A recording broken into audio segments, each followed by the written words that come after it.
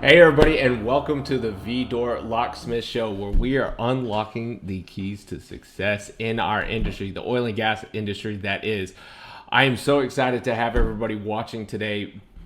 And before we get started and get into anything, just because we are still doing LinkedIn Live beta, if any of y'all would, please comment in the comment section. One, where are you watching from? We obviously want to know that.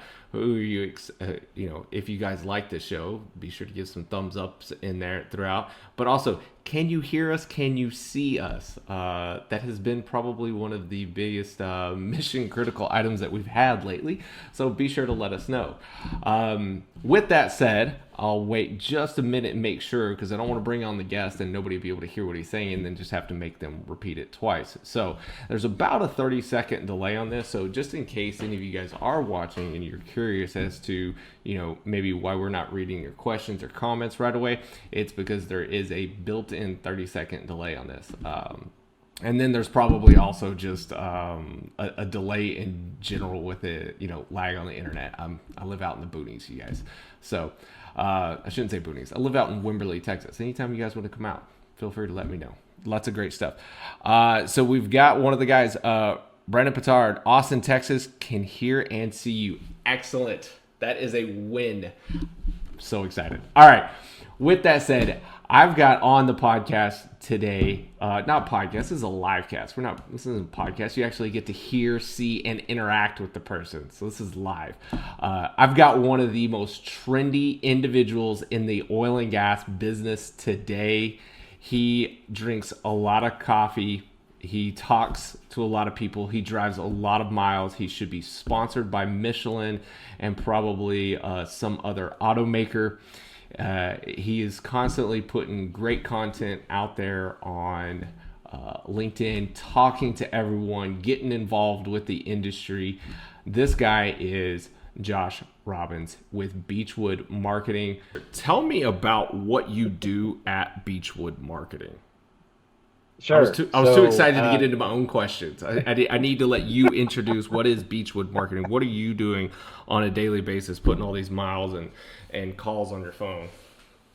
Yeah, absolutely. So we work as a contract business development, contract A&D team with oil and gas companies. So if you're looking to acquire more oil and gas assets and you just don't have the time to, make 1,000 calls a day to your target area, you call Beachwood, and we're making about 4,000 calls a month to oil and gas companies all over the country, and tracking down deals that fit into our clients' box, whatever that is. I want gas production, I want acreage I can drill, I want oil production, I want I'll take over some plugging liability, and because I think I can make money at a lower level than anybody else. Whatever that particular client is looking for, we'll go out and track it down and find it. And so we're here in Oklahoma City, and we make the calls out, and then I go meet with a lot of the guys in the field, whether that's corporate office or having coffee at the coffee shop, to try to track down actual deal data. So that's what we do. Because I'll say this, being a oil and gas guy myself, and I use that term kind of loosely. I work in the oil and gas business. I have no rights to any oil and gas wells or anything, so it's hard to say that I'm like an oil baron by any means. I just think it's everybody's dream at some point in time to have some percentage or stake or equity in at least one oil and gas well. If a group of guys kind of pulled their money together, could they go to you and say, hey, look, Josh, we've got X number of dollars, because I don't want to put the wrong number on it, but could they say, hey, we've got X number of dollars, could you help us find just some project that we could be involved in so that we have a greater stake in what's taking place in the industry? Absolutely. Yeah, not only do we find them, but we work buy side only. So just putting that into like a real estate term, you've got a buy side realtor and a sell side realtor. It works the same in the oil and gas business, but we're buy side only. So if you own oil and gas assets and you want to sell them, you can just call Beachwood, and because we work buy side only, you could sell them commission free. So we're getting a lot of call in, a lot of email guys that are like, hey man, I'd love to sell this well or that well or whatever. And we got stacks on stacks of deals that may or may not fit into our current client box. So yeah, if guys come to me and say, hey, we want to go get into the business, yeah, for sure, we could definitely get in that. I'm going to check real quick. So we've got about 17 people watching right now. I know we'll have future people watching in the going on. So if you're one of the directional guys, drillers, MWD guys, and you want to actually get involved with the business, and you're tired of hearing what other people, what the operator's saying on how to do things, you want to be able to start making all the decisions yourself, or at least just be able to have part in it. Maybe not you get the operating portion of it. This is the guy you call and talk to. This is a trustworthy individual, because I will say from my own experience, I have been swindled not only investing in things, but I've also been swindled working for a company that our whole basis was to swindle people, and I didn't even know that's what we were doing. I was just making phone calls because I was good at talking to people, and then later find out that's probably not the best idea. So knowing a trustworthy individual, somebody who's putting it out there and actually getting stuff done, is extremely valuable in this business. So if anybody needs that, give this guy a call. Yeah. So good. So to roll on that. Yeah, go ahead. So to keep going on that. So we work primarily operated deals, right? So we work with operators, with oil and gas companies looking to buy assets that are already operated by other oil and gas operators. So it's buy side only, really operated deal to operated deal. That's where the majority of our time is. Because of LinkedIn and because of the amount of push that I've been putting out there, there's a lot of deals that are popping up that are what you're talking about. Like guys want to come to me and say, hey, can we get into these wells? Can we do this? Can we do that? They don't want to be clients of Beachwood. I mean, maybe they do. But we charge $125 a day to go and search for oil and gas wells. A lot of guys don't want to put that type of commitment into tracking down actual deals that fit within their box. So in August, I'm going to roll out a new program that's basically what you're talking about. So we see a ton of deals. The Beachwood clients get first right of refusal. They get first go. They get first crack at everything that we find that's in the area that they're looking for. And if they don't like it, what do you do with those deals? Right now, we're just notating them in the system and moving on and staying, target driven for our particular wherever we're focused. I think there can be a whole lot more deals done, a whole lot more transactions, a whole lot more coffee. And so we're gonna try to roll out something in August that's like an annual subscription, and you'll basically get to see all the deal flow that comes through, whenever we find stuff. Excellent. So, sorry, I think somebody's trying to call me during the middle of the show right now. And this is the problem with having one of these watches, is that I can ignore my phone fairly well, but then when my wrist starts vibrating, I'm always like, so let me put that away. I'll put that down as the notes for the next show. Stop wearing your watch. Right. I think what you guys are doing, it's a phenomenal practice. So now, how does somebody really get involved with you guys? Is it just reaching out and saying, hey, look, we're looking to be able to buy something in East Texas, Is that essentially the Yep. parameters that they give you guys? Yeah, and it's just like I reference housing all the time. There's a big difference between saying you want to buy a house in East Texas and then giving me some parameters within that house in East Texas. You know what I mean? Okay. It could be a 1 bed, 2 bed, 8 bed. Like there's a definite difference, and the same is true for oil and gas assets. So as specific as you can get, that's where we live. So do you guys currently just have a database of deals that are currently on the table? And do you so obviously you guys keep those in house and it's kind of like an MLS thing. Not until you go to the realtor can you see what's kind of behind the closed door, or do you guys That's list right. those? No, no, no. Right now it's just we just know about them. We call them low hanging fruit. It's basically, we'll call, like, let's say for example that you call me and say, hey Josh, I want to buy in East Texas. So we make 4,000 calls to East Texas, track down every deal you could possibly imagine. Um, and a lot of those guys that are out there say things along the lines of, man, I love my East Texas assets. You know what I don't like? I don't like the stuff that's in, South Texas in the Gulf. Like I picked up a package and it had a piece that I just, I contract everything out. I don't like that piece as much as I like these ones over here. Well, if we don't have a Gulf Coast buyer, we just notate it in the system and move on.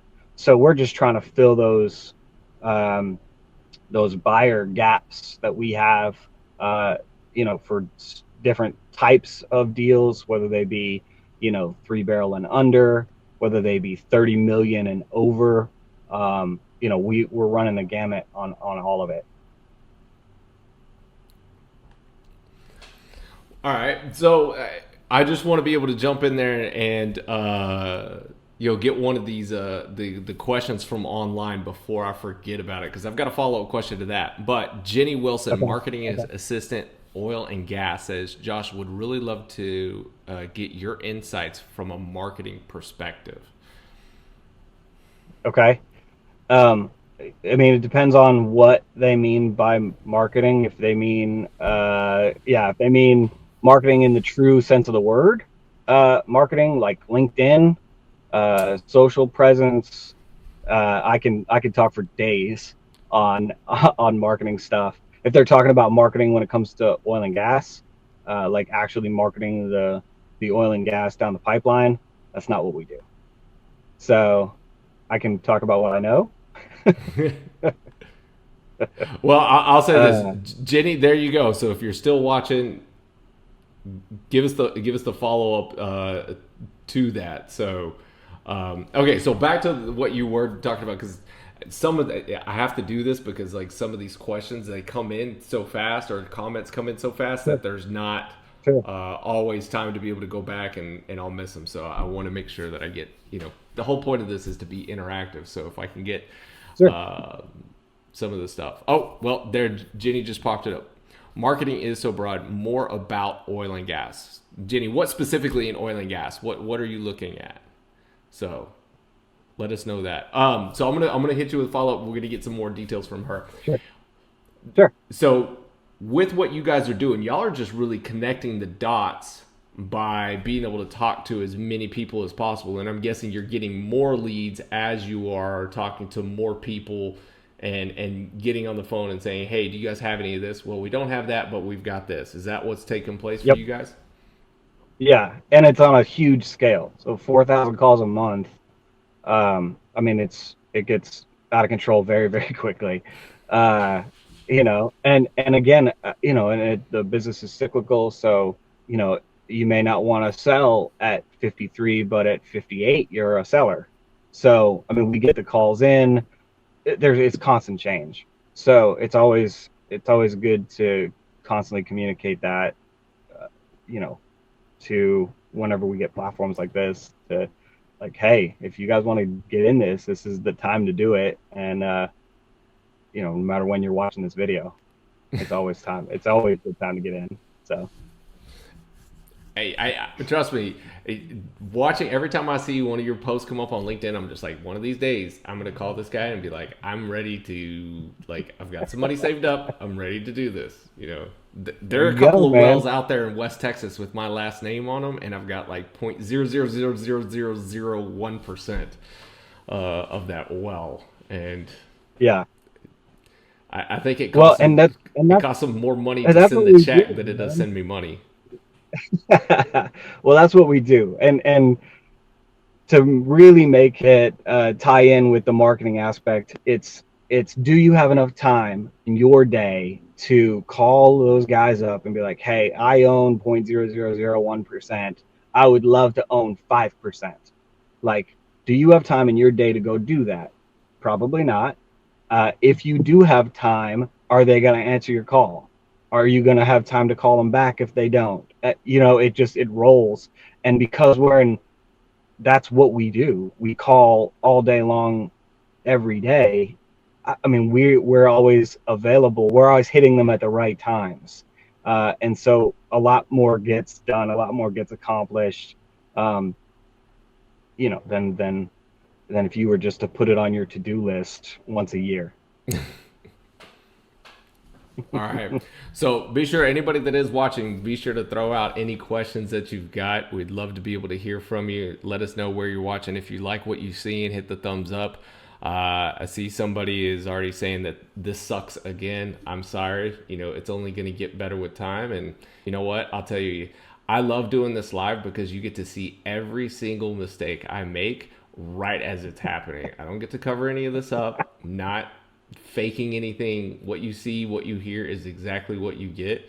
Um, I'm a hardworking perfectionist individual, and so to see me struggle like this, it's tough. I don't go back and watch any of these videos, so bring on the harshest criticism you can, because it will not outlive my own, and it will only make me better. So I will make a point, Denny Green, to make this better just for you, sir. All right, Josh. So I want to talk to you a little bit about how did you get the idea to really push forward with the social media marketing stuff on LinkedIn? What really got you going? What really kind of springboarded you? What was some of the things that you did that really just kind of launched it for you? Sure. So I've been using LinkedIn since about 2012.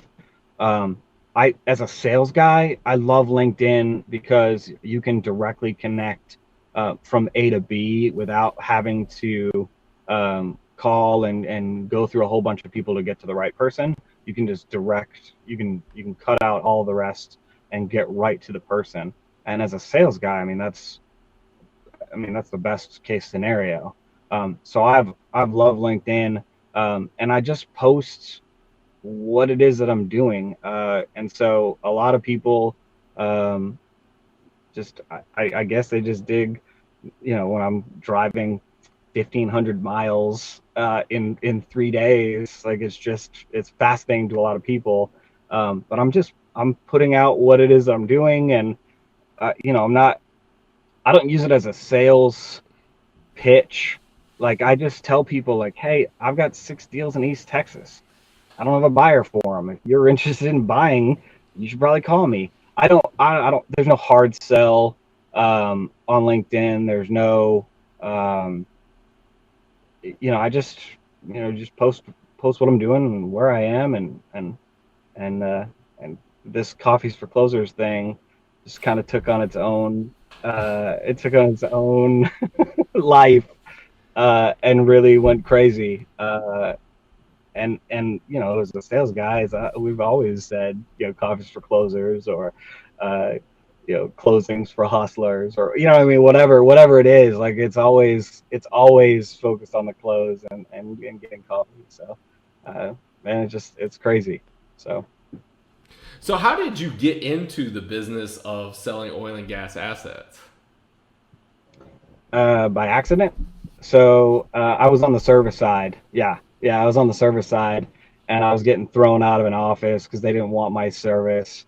As a sales guy, that's what you do. You go and do it over and over and over until you get them to close. But he's throwing me out. No, Josh, I don't need it. I'm I'm going to just sell my entire company. And I said, okay, do you have a buyer already for it? Like, because I'm thinking on the sales side, if you're selling your whole company, sweet, I'll go talk to that guy, and maybe that's an easy closer. I could close that one easier than you throwing me out of your office. And so he said, no, I haven't decided, when I'm gonna sell it or who I'm gonna sell it to. I just know that I'm done. I'm done being in this business. I'm just gonna sell out. So I called an operator buddy of mine and said, hey, when we've talked in the past, you said, if anybody anybody says they want to sell their oil and gas wells, to give you a call. So I called him up, and he was like, thanks, Josh, appreciate that. Hung up with me. 2 months later, he called me back. He said, hey, that lead that you gave me, that was John. I've been trying to buy John's wells for about a decade, and we just closed. Where do you want me to send this check?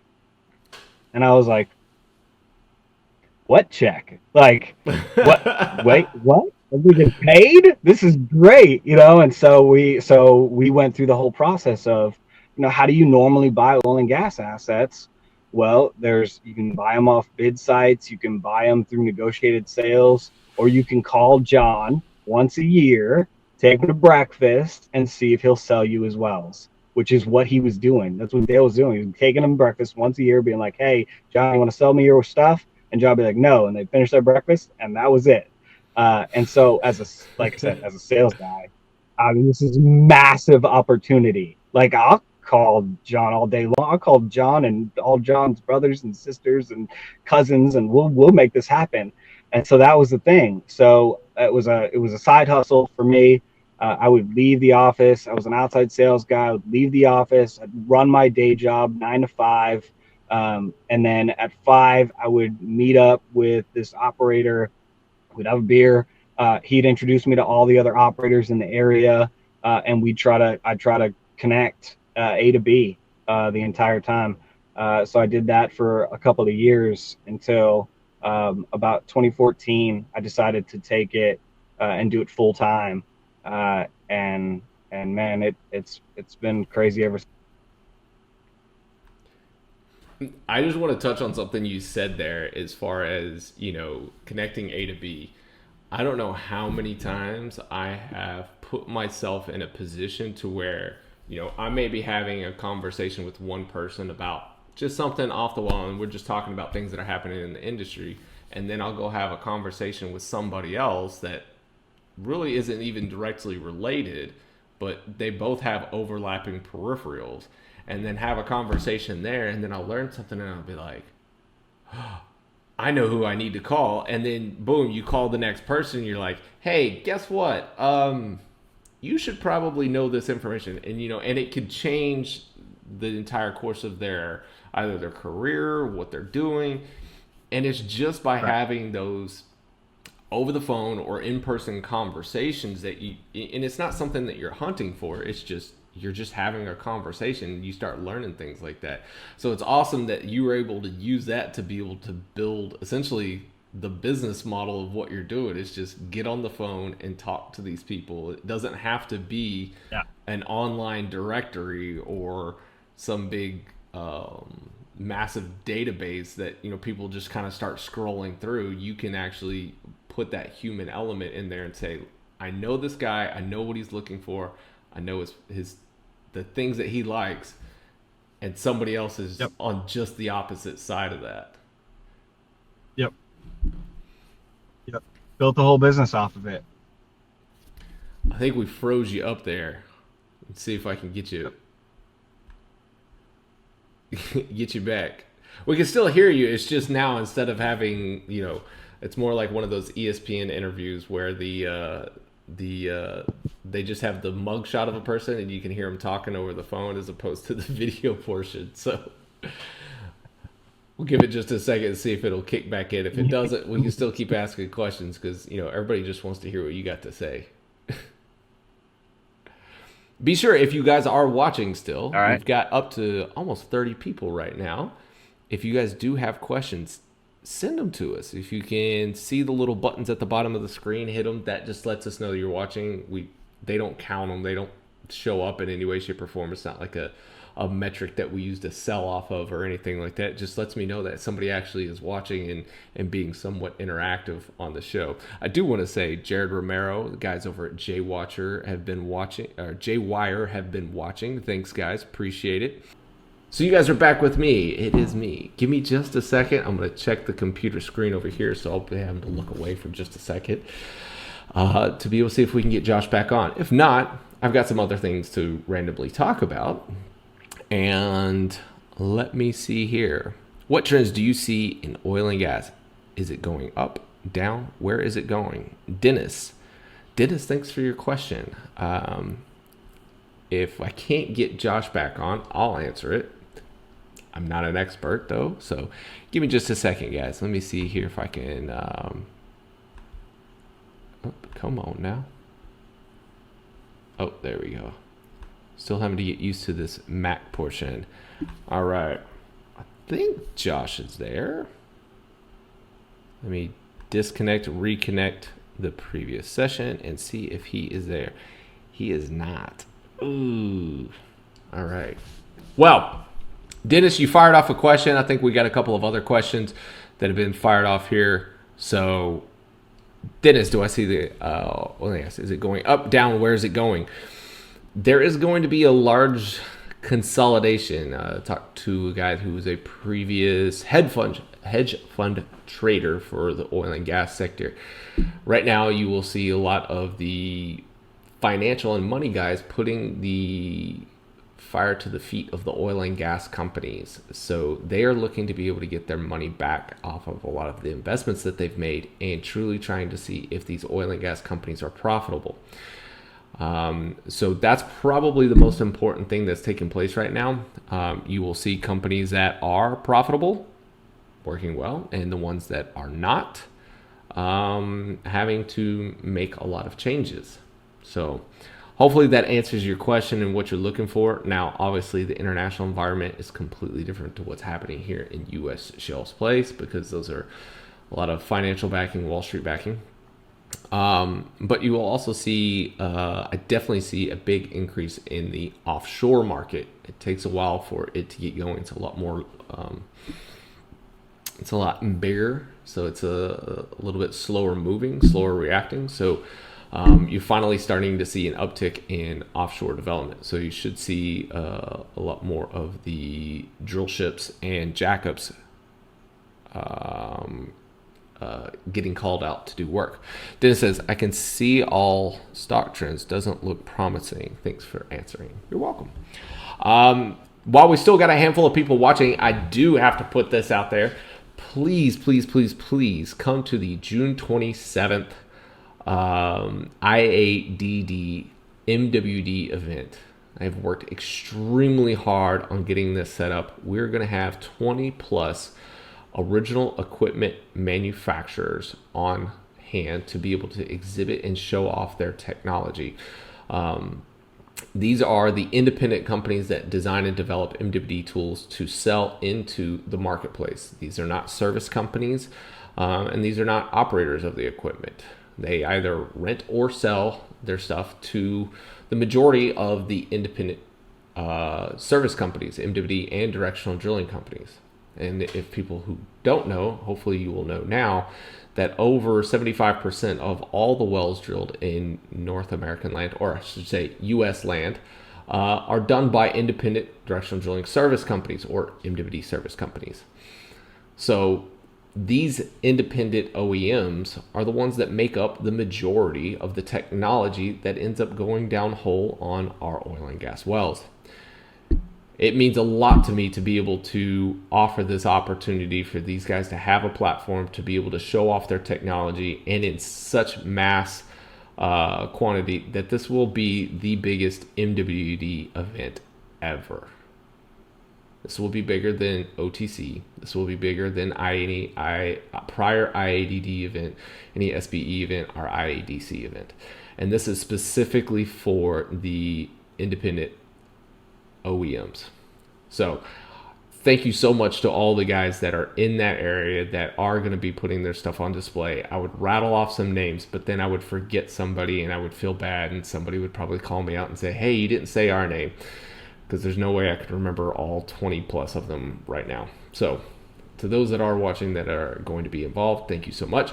Everybody is invited to attend. So if you are a directional drilling service company, even if you have your own proprietary tools, if you're one of the big four, if you're an operator and you want to actually be able to see some of these MWD tools in hand or on hand right there in front of you and be able to ask questions to some of the engineers or sales guys that are representing these tools, please come out.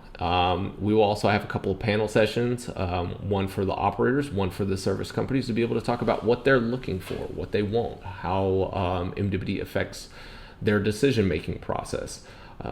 So let me see if I can grab Josh one more time. It's had a couple of quick seconds here. Gotta put this back over here, little dashboard thing. It'll come up over here. Oh, there he is. So there. Yes, Josh is back. So let me see if this will work. Then I will see if I can port him back in, or do I have to? Oh, he is. Excellent. This works.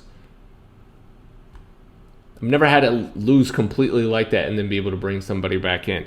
So, Josh is back with us. Thank you so much. Back with you, man. So, one of the questions we had while you were gone, I don't know if you heard it or not. I'm not sure where I got you back in yet, but one of the questions they were asking is, what are the trends? What are you seeing in what you're doing in the sales side of it? What is Sure.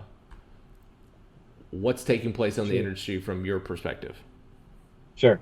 So, so a lot of people are realizing now that acreage is not something that you can sell like you could have 2 years ago. Um, People are just paying for production that's coming out of the ground. If you've got a blocked position, you may be able to get a little bit of money for it, but nobody's paying per acre like they were a couple of years ago, which is a big difference in the overall valuations of of of actual deals. Um, a lot of deals are getting done from our side of the fence because of relationships. I think people assumed that just because a well is making 100 barrels a day, it should just be able to sell itself. And that's not the case, especially not in 2019. It this whole industry was built on relationships. So it's that same type of relationship selling that is making deals happen. It's not charts and graphs. It's real relationships that you can build with people to explain the story. Like, if money's no object, what would you do with this well? What would you do with this acreage? It's that story that really is selling deals. Excellent. You have frozen up once again, so don't worry about it. We still got your audio going through. That's what matters.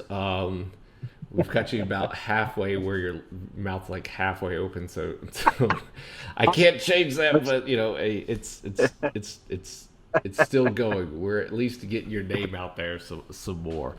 How do you see this affecting? Because a lot of the people that watch what I'm doing, or at least a lot of my network, is on the services side. How do you see what's taking place in your side? Because I think that's probably more of a leading indicator, and services kind of falls behind that. How do you see what's happening there having an effect on the service side of the business? I think the service side. I don't want to say things out of turn, because service side isn't my MO, but I think that the service side got lucky in 16 because a lot of the operators hedged, so you didn't see the drop like you will. I think that the pricing for the most part on the service side was relatively unaffected between 15 and 17. I mean, it cost what it cost, and people were still trying to get things done. I think going forward, 19, 20, 21, I think you're going to see service companies have to be more competitive on pricing, and Wow. that's gonna be tough for a lot of service companies. It's just my opinion. I don't know if it's right or wrong or upside down. It's just that's what I see, is that a lot of these guys, a lot of these operators. I mean, it's a big difference to hedge at 70 and a hedge at 55. I mean, that's a huge monster difference between the types of services that you can get and what value you're going to need those services to be delivered at, as far as end result pricing. That's just, I mean, that's if it continues to trend the way it's trending. I mean, it being commodity pricing. Uh, I mean, if it continues to do what it's doing right now, then you'll see a lot of uh, price wars happen. So with that said, now do you see in a certain area that's maybe being undervalued right now, that with some of these lower prices as far as acquisitions, like you were saying, you can't sell stuff the same as what you used to. So that means, something's going down in price, buy low, sell high. Do you see something right now that's on the, I don't want to say cheaper side, but more cost effective side that could lead to being, maybe a boom area later? Because I know for some service companies, if they can start to make inways in a certain area prior to everybody else, then they could be that leader when it comes time for the boom in that area. So what areas Sure. do you see right now? So taking those two questions, combining them, what areas do you see right now that could be fairly beneficial in the future? Sure. So the server side, um, I think, again, I'm not in that, so I mean, take my opinion with a grain of salt. But on an acquisition side, if when you have long lease life, um, like in New Mexico, for example, you get state leases for 10 years. You're able to mitigate some of that risk as far as drilling is concerned, or as far as service side. I mean, you've got more years to wait on a rebound price. So if service companies go in, North Delaware Basin, um, you know, and it has any kind of rebound whatsoever, there's going to be massive opportunity. That's why you see a whole bunch um, of people, investing in Rattler. Went public yesterday. Um, it's midstream. First of all, midstream period is going to make as much money as humanly possible over the next 10 years, in my opinion. I just don't understand how that side of the business works.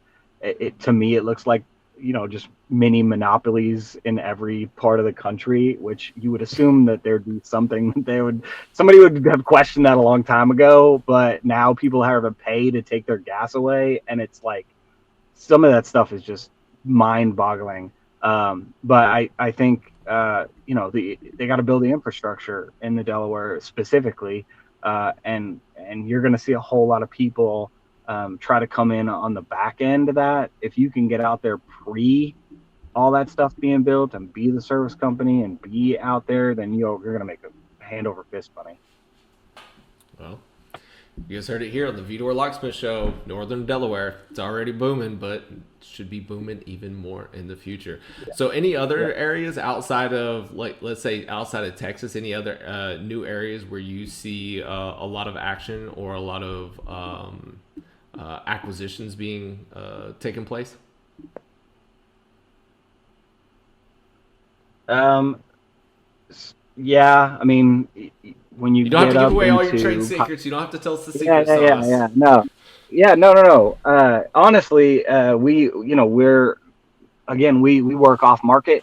So we're dealing with stuff that's not on the market at all.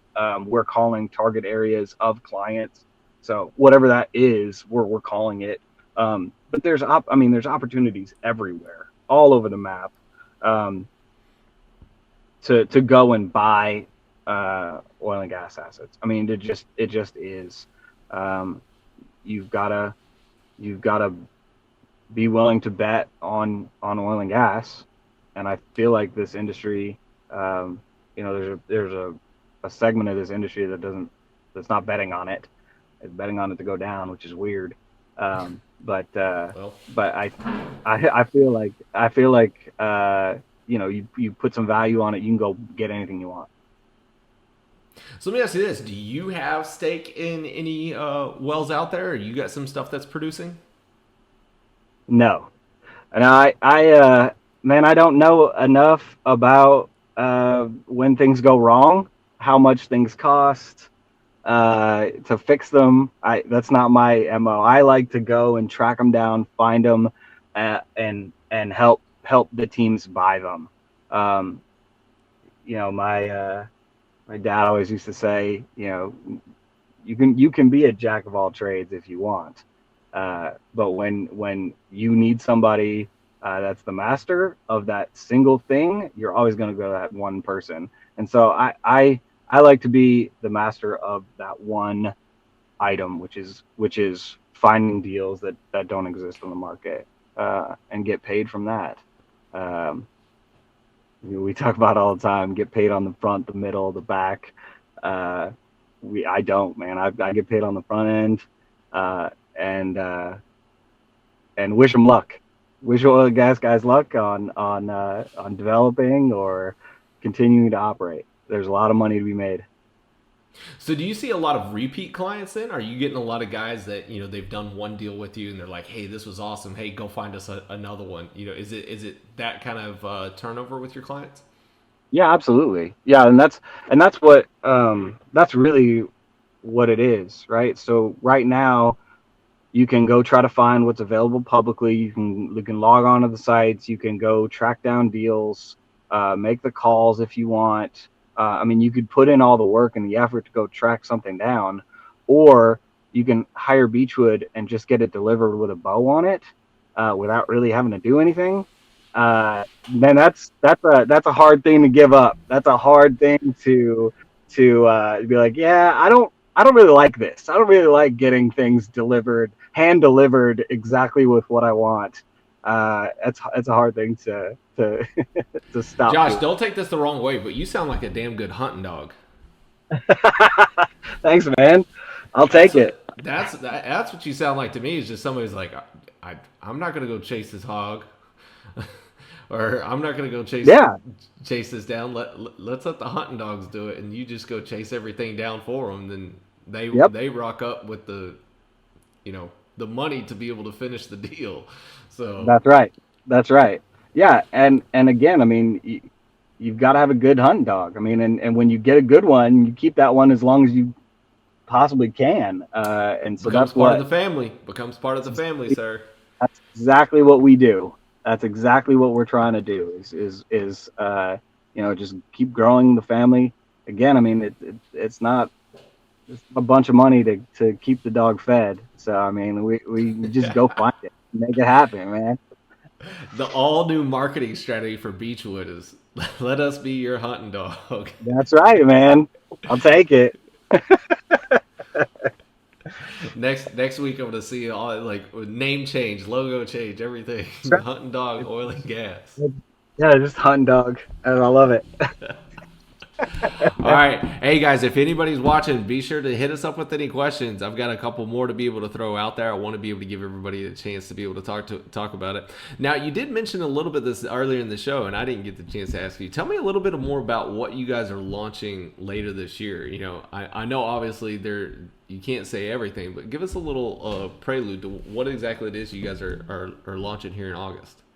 Yeah, so we're running across all these deals, and um, and there's deals that are out there that can be done. It's just um, if there's no reason for me to separate the team and go get the information on the deal, if there's no buy side client, if that makes any sense. I mean, Yep. you wouldn't go track down all the houses in a specific area if you don't have somebody that's interested in buying a house in that specific area.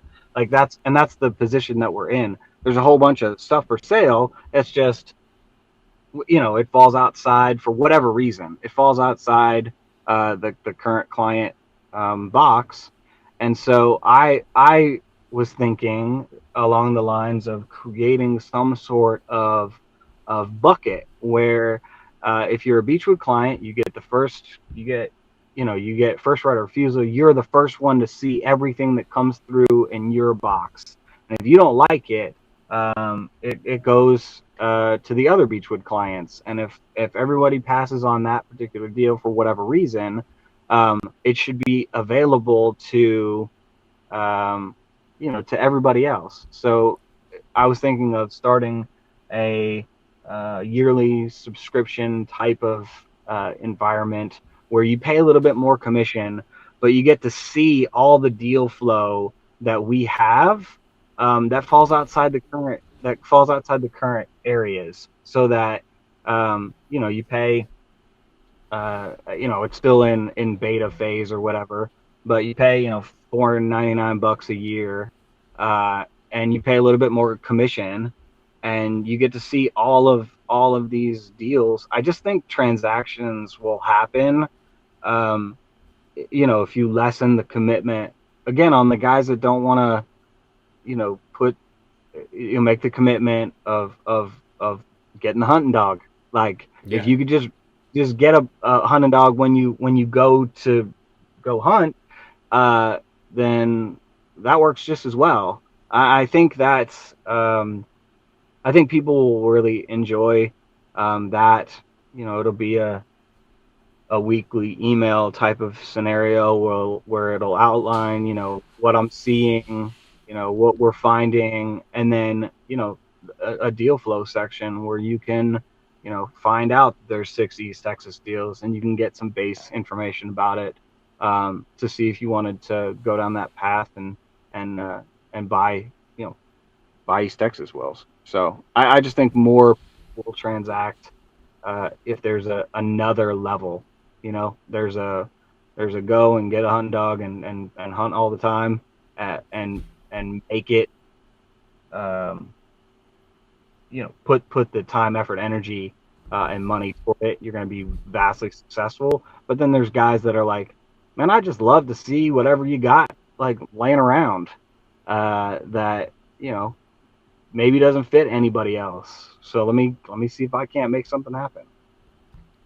Awesome. So it's going to give you the opportunity to continue doing kind of that very specific focus, as well as, if somebody's just wanting to be opportunistic and see something that comes up that, That's right. they've got the That's cash right. laying around and they're like, you know what?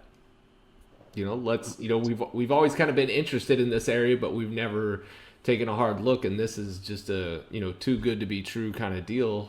Let's That's take right. that shot. So excellent, That's man. I think that'll And work on out. it, I'm one of those opportunistic people. I'm always like, I may not have a specific focus on something I'm looking for, but if I see an opportunity, I'm going to jump all over it. So right, right. Yeah, and Beachwood clients pay less commission. They pay 1.5%, and somebody we'd be willing to pay a higher percentage rate for something if it's if it's something that falls into their wheelhouse, on a completed deal. But it just gives everybody an opportunity to take advantage of what we're doing. I mean, we're finding so many deals in a market that, if you go on any website that that talks about deal flow, it's zero. I mean, that no one's closing anything, and we're finding deal after deal after deal, which means you know either somebody's not reporting the deals that are getting done, or the types of deals that are available publicly are just not being sold. They're not there's no personal um, touch that goes in. There's no personal relationship that helps build these deals. It's a yeah, lot of charts and graphs. So there's certain things that you just have to sell with the person. You can't that's just exactly right. throw it online and expect it to go. I can That's buy pens exactly and pencils and stuff like that on Amazon all day, but there's certain things that I want to go buy from a person. that's So right. That is exactly right.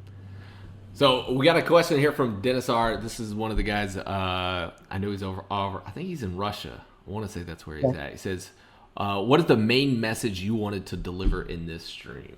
Great question. Yeah, that is a good question. I mean, the main message is it was what it always is. We're out here, we're closing deals. We're looking to build the company, to grow the company. Beachwood turns 5 in July. And we're going to continue to grow and knowing more and more people, outlet for more and more people to hear our story, to hear what we're doing. That's the main point is more exposure for us and hopefully a good quality connection and introducing us to someone that may not know us. Well, I hope for everybody that's watching. I know you're just a still image right now, but everybody's at least getting to see your face and know that you are a person that exists. There's other parts of the video that actually work, guys. That somebody's gonna pick up the phone or get on LinkedIn. If you guys aren't already following Josh, you need to do it now. He's got great content that he puts out all the time. He is actually trendy. So I hope that there's definitely some guys that are going to reach out to. I know myself at some point in time in the near future, we will be reaching out, and I really want to get a deal done just because it's an absolute dream of mine. I probably shouldn't be doing it, but I know I'm going to. It's just the way I work. I just have to. That's an ultimate goal of mine. I mean, the guys over at Colin and Jacob, with Deep Rock Advisors and stuff, I see on their little LinkedIn, they're like, oil and gas operators, and they've got the little stripper wells or whatever I think they mentioned up in Oklahoma, and I'm like, yeah, those guys did it. I was like I want to do it too. I don't care. I just want to get involved. So yeah. So the video is back. Awesome. It just clicked back in. Excellent. So for the last question here, I want to be able to ask you, unless we get some other ones, what is your advice to somebody who's in the business right now who has not taken that leap of faith to jump out on their own and become an entrepreneur? What would be your advice there to that guy to be able to say, hey, look, here you go? That wants to start their own? Is that the question? Like, what would be your advice to somebody who's thinking about becoming an entrepreneur, or even if somebody doesn't know but they should be an entrepreneur? What would you say? Be prepared. How do you be prepared? How can you be prepared for something like this? Well, you have to understand that there's books out there called The 4-Hour Work Week. That's not what it is. It's a 94-hour work week. Like, it's not. You gotta hustle your face off. Maybe in 10 years you can have a 4-hour work week when you have a bunch of people working for you and doing things. But I mean, it is by no stretch of the imagination an easy road, because you may have the most amazing product that sells itself. You still have to sell it. You may have the most amazing product that that people pay for. You still have to do accounting. There's so many pieces of entrepreneurial life that you have to be prepared to never turn it off, ever. It is never gonna shut off. You sleep, you wake up in the morning, and it's always there. So if you want to do it, I mean, if you have an entrepreneurial spirit and you want to go and start your own thing or whatever, I strongly recommend you side hustle it so you can see, like, okay, yes, I'm doing my 9 to 5, but my 6 to 11, I'm gonna try to do something before you just jump blindly off a cliff, because it's usually, if you jump off a cliff, there's usually not soft things on the bottom of the you gotta be prepared. That's all. What I've told people, and I love the fact that you said something about the 4-hour work week, because I remember when I first read that book, I was like, oh, this is a genius idea. I was like, just work a little bit on the side and then something will take off. And I actually started doing that, right? Yeah. I had a couple of little business ventures that were like that. And, one of them panned out sort of. It still makes me a little bit of money. Another one ended up being a really bad idea. But what I found when I started Gibson Reports, because it was essentially something I created at my last job and I was able to take with me. And once I started doing this, what I found out is like I don't want to do this for just 4 hours.